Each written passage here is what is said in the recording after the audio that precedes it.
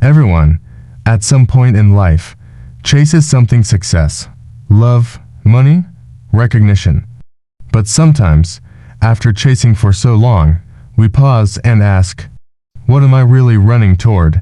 If you've ever felt this way, today's story might bring you some peace. So sit back, take a deep breath, and listen till the end. This might just change how you look at your own journey. Once, in a peaceful town surrounded by tall pine trees and quiet lakes, lived a man named Thomas. He was in his early 50s, with gray streaks in his hair and tired eyes that had seen the ups and downs of life. Thomas was known in his town as a successful man. He had built a big company from scratch. People respected him, envied him. They thought he had it all: money, fame, and a beautiful home. But what no one knew was that Thomas felt hollow inside. He had everything, and yet he felt nothing. Years ago, he had lost his wife to illness. He had no children. And in chasing success, he had lost friends, memories, and moments that could never return. One day, while walking by the lake near his home, he noticed something strange. An old, wooden bench under a tree. One he'd never paid much attention to had a small note pinned to it. The note read, "If life feels too heavy, come sit here for 10 minutes a day. Just listen." That's all. Thomas raised his eyebrows and looked around. No one was there. Still, out of curiosity, or maybe some hidden desperation, he sat down. The lake was calm. The birds chirped softly. A cool breeze kissed his face.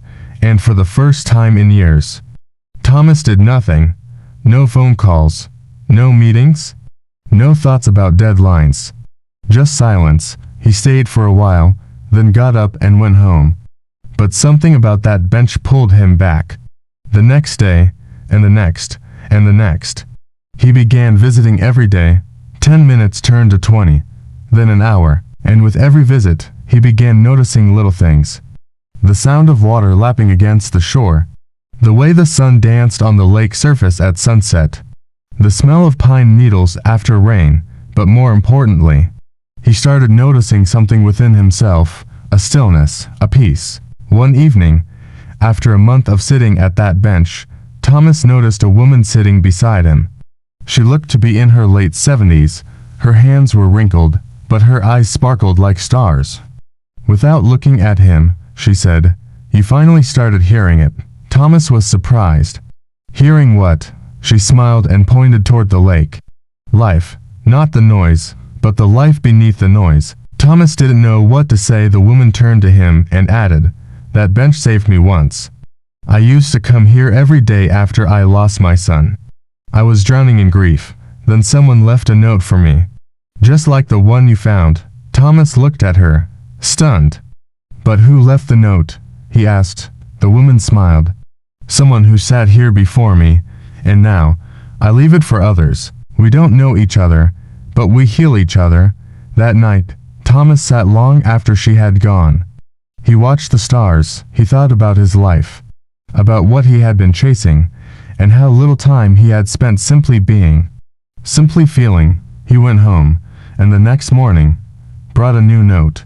He pinned it on the bench. It read, "Whatever you're carrying, you don't have to hold it alone. Sit, breathe, listen.